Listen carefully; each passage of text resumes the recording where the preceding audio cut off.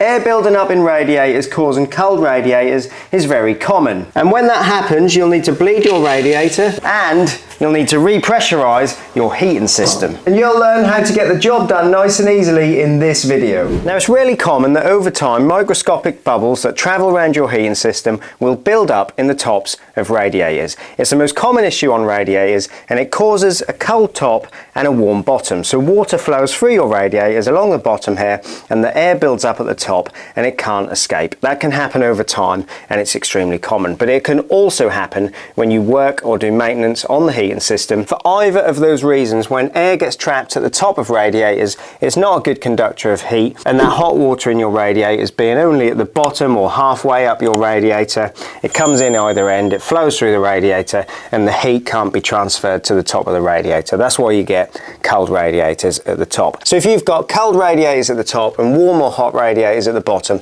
that's bound to be your issue. So let's take a look at how we fix this common problem. There's only really 3 simple tools you need for this job. The first one is a radiator bleed key, like this one. Very common, very cheap. I'll put a link to one in the description, and that will work for the majority of radiator valves. Some valves in radiators do have a little slot in the end so that you can use a flat screwdriver. Now this is a plumb tub, but you can use any jug to catch water, and I use a microfiber, but you can use any kitchen roll or anything like that to clear up any water. Now you can do this on a hot or cold heating system. I like to do it when the heating's just been running, but if you do choose to do it when your heating system's on and it's really hot, just be careful that you don't burn yourself, because that water will be reasonably hot coming out of the radiator. Now radiators have 2 ends. On one end you'll find a blank bung like this blank here, and on the other end you'll find a bleed valve like this one here. You can see this white plastic piece here. That's so that you can turn the flow of water and it'll come out wherever you want it, in whatever angle you want the water to come out in. Because quite often the water in radiators is quite black and dirty,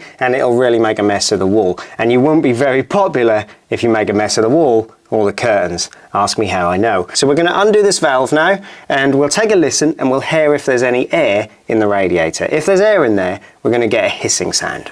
Now to undo this valve, we'll turn it left. Lefty-loosey, righty-tighty. Now that hissing sound, that's air coming out of that radiator. I'll close that for a second so that I can explain to you what's happening. As that air is pushed out of that radiator, the water's going to rise up in the radiator and make it nice and hot again at the top. Now the amount of air in there is going to vary. You could be waiting for a matter of seconds, but you could in some cases be waiting for around a minute if there's lots of air in a very big radiator. Of course, the size of radiator, that has an influence on the amount of air that could be trapped in there as well. Once we get a nice clear stream of water, we know that all the air's out. So that's still got air in because it's spluttery. And there you go, that's a little splutter. And there we go, that's a nice clear stream of water. So we can close that valve back up righty-tighty, and we know that all the air is out of this particular radiator. So we've done this one, we know it's good to go, but let's pop around the property and check the air in other radiators. Air will build up in different places in the heating system. It always varies from property to property, but one place you very commonly get air is in towel radiators, and that's because of the height of the towel radiator. It tends to be higher than any other radiator in the property, and air will find high points as it travels around the system. So we'll check towel radiators because they tend to get air in them. You can hear that, a little bit of air in there, and there we go, clear running water. That will now be nice and hot at the top as well. So once you've done all of your radiators in the property, we need to repressurize the heating system. But before we repressurize our heating system, if you're not subscribed, please do, because that helps us to bring bigger and better videos to the channel, and hit like because that helps this video reach and help more people like you. So let's go and repressurize this heating system. Now of course all boilers will be very slightly different, but if we take a look at this Worcester Bosch, what we'll see is they all have something very similar in common. Now if we look underneath, this one has a removable panel, but if we take a look underneath, we're going to see something called the filling loop. That's the filling loop, and when we open this tap we'll hear a hissing, and that's water passing through back into the heating system from the mains pressure. Occasionally they'll look very slightly different to this, but they're often very similar. Sometimes you'll see a small flexible hose with 2 taps. It works in the same way, apart from you open the 2 taps rather than the one